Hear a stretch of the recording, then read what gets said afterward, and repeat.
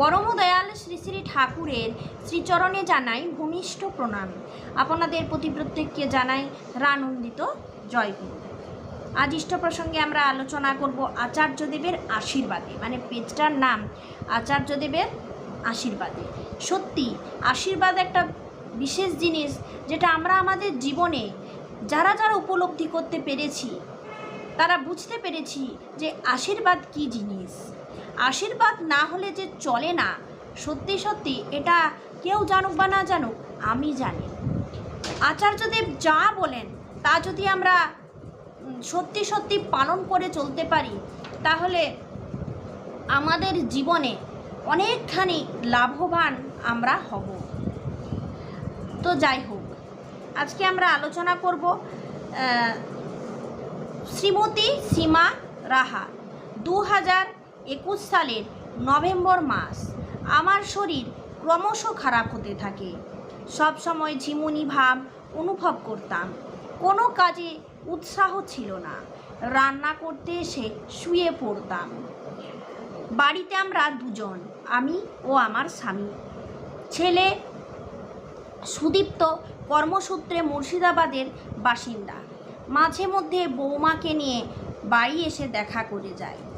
আমার শরীর খারাপ শুনে দেওঘর চলে আসে। তখন করোনাকাল, কারো সাথে যোগাযোগ করা যায় না। চিকিৎসার জন্য সুদীপ্ত আমাকে কলকাতা নিয়ে গেল। মেডিকো হাসপাতালের নেফ্রোলজি বিভাগের ডাক্তার দিলীপ কুমার পাহাড়িকে দেখানো হলো। রক্ত পরীক্ষায় দেখা গেল হিমোগ্লোবিন 6.2। ডাক্তারবাবু রিপোর্ট দেখে কিছু ওষুধ এবং রক্ত তৈরির সহায়ক ইঞ্জেকশন লিখে দিলেন। বাড়ি ফিরে এসে ওষুধ ব্যবহার করে শরীরের কোনো উন্নতি দেখা গেল না। ক্রমশ দুর্বল হয়ে পড়লাম। কিছুদিন পর ডাক্তার দেখানোর জন্য পুনরায় কলকাতায় গেলাম। পরীক্ষা নিরীক্ষা করে ডাক্তারবাবু আমায় রুমের বাইরে যেতে বলে এর সাথে 15 মিনিট ধরে কিছু কথা বললেন, যার মূল কথা হলো রোগীর অবস্থা খুবই খারাপ, ইমিডিয়েট হাসপাতালে রেখে চিকিৎসা করাতে হবে। সুদীপ্ত ডাক্তারবাবুকে বলল, স্যার, আমি তো দীর্ঘদিন কলকাতায় থাকার মতো তৈরি হয়ে আসিনি। বাড়িতে গিয়ে বাবার সাথে পরামর্শ করে মাকে ভর্তি করানো যেতে পারে। ডাক্তারবাবু বললেন আবার ব্লাড টেস্ট করাতে হবে। একে তো শরীরে রক্ত কম, 18 রকমের ব্লাড টেস্ট হলো। ডাক্তারবাবু জানালেন আজ সন্ধ্যায় বোন মেরো টেস্ট হবে। ডাক্তারবাবুর সন্দেহ আমার কোনো কঠিন রোগ হয়েছে। ওই দিন রাত্রে আমার বাড়ি ফেরার কথা। সুদীপ্তকে বললাম কোনো টেস্ট করাতে হবে না, বাড়ি চল, আমার তো কিছুই হয়নি। সুদীপ্তর বাবাকেও ঝন্টুদাকে ফোনে আমার খবর জানায়। তারা বললেন ডাক্তার যখন বলেছেন তখন টেস্ট করিয়ে নেওয়াই উচিত। অবশেষে সন্ধেবেলায় ওই টেস্টটা হলো। আমার শরীরের ওপর এত কিছু ঘটার পর আমি ভীষণ ক্লান্ত হয়ে পড়ি। যন্ত্রণায় সারা রাত একটু ঘুমাতে পারিনি। শুধু ঠাকুরের নাম করতে থাকি। ঠাকুরের কাছে প্রার্থনা করি যে তুমি যেটা ভালো বোঝো সেটাই করো। ছেলেরও ভীষণ মন খারাপ। পরের দিন বাড়ির উদ্দেশ্যে রওনা হলাম। শরীর ভীষণ দুর্বল। ডাক্তারবাবু বলেছিলেন 15 দিনের মধ্যে অনলাইনে সব রিপোর্ট পেয়ে যাবেন। বাড়ির সবাই খুব চিন্তিত, রিপোর্টে কী খবর আসবে। আমার দৃঢ় বিশ্বাস ছিল পরম পিতার ওপর আমার কিছু হয়নি। সবাইকে আমি জোর গলায় বলেছি যে রিপোর্ট দেখো।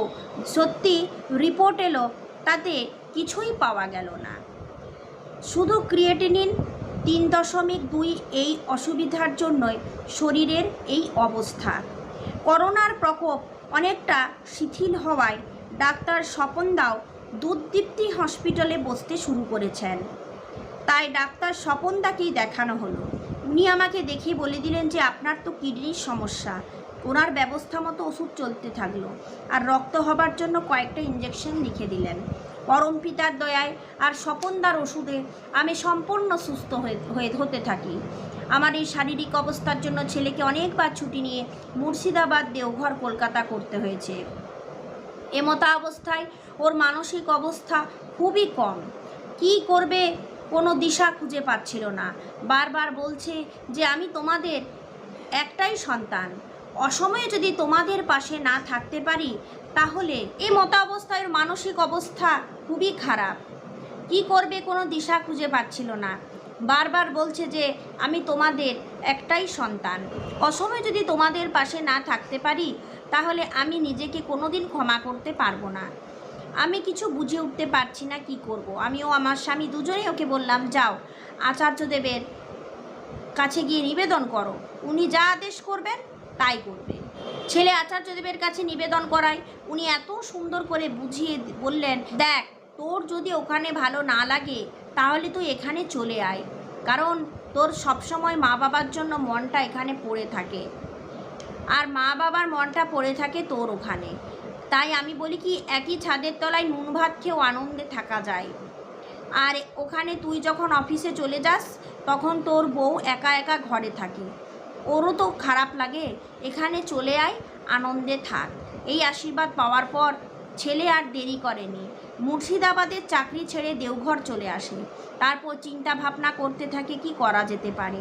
বাড়িতে বসে সবাই মিলে আলোচনা করতে থাকি যে কি করলে ভালো হয়। চাকরিতে যাওয়ার আগে পূজনীয় টিঙ্কুদা ওকে বলেছিলেন, সুদীপ্ত তুমি বাইরে যেও না। তারপর চিন্তা ভাবনা করতে থাকে যে কি করা যেতে পারে। বাড়িতে বসে সবাই মিলে আলোচনা করতে থাকি যে কি করলে ভালো হয়। চাকরিতে যাওয়ার আগে পূজনীয় টিঙ্কুদা ওকে বলেছিলেন, সুদীপ্ত তুমি বাইরে যেও না, এখানেই খাবারের ব্যবসা করো। সব কিছু চিন্তা ভাবনা করে 2 থেকে 3 মাসের মধ্যে স্থির হলো যে খাবারের ব্যবসাই করা হবে। টাটা এস গাড়ি কিনে পাটনাতে পৌঁছে দেওয়া হলো। ওখানে মিস্ত্রিরা 1 মাস সময় চাইলো। গাড়ির ভেতরে খাবার বানানোর যাবতীয় জিনিস, যেমন চাইনিজ ওভেন, ইন্ডিয়ান ওভেন, বেমেরি, আরও যা প্রয়োজনীয় সব বানিয়ে দেবে বলল।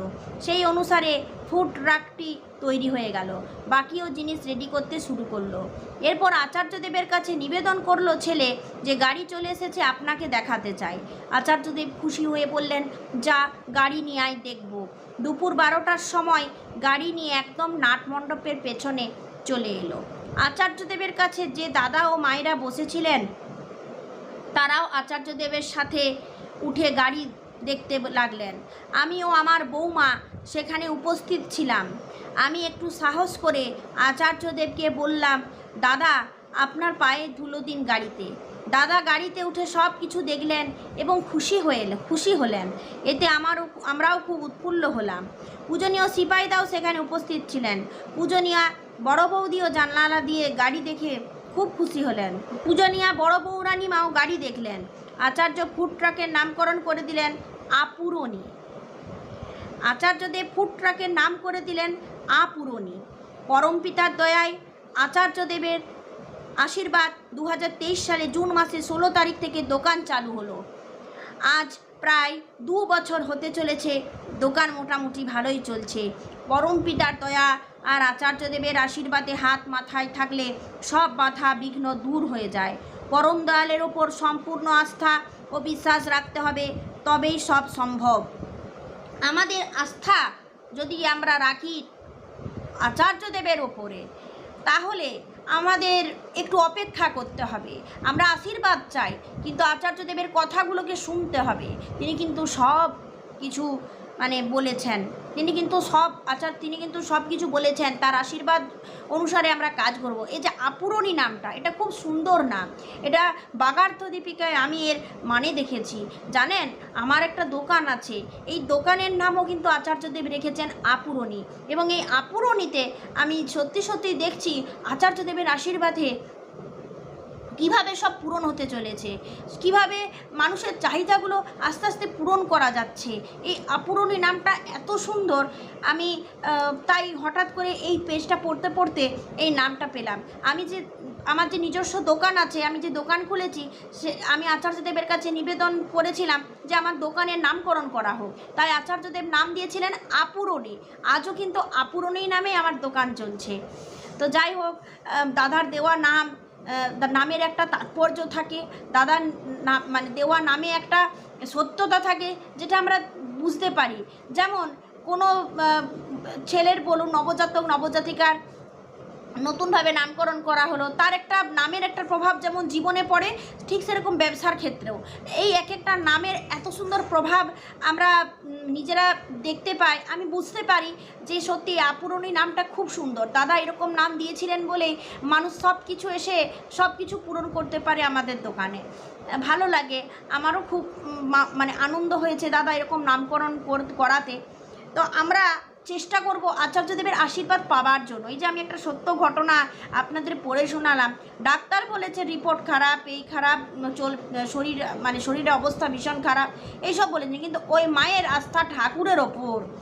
ঠাকুর জানেন তার কি, ঠাকুর ওপর আস্থায় যে ঠাকুর তার কিছু হতে পারে না, তিনি ভালো আছেন। এই ঠাকুরের ওপর আস্থা আর আচার্যদেবের আশীর্বাদে তার অবস্থার কেমনভাবে পরিবর্তন হলো।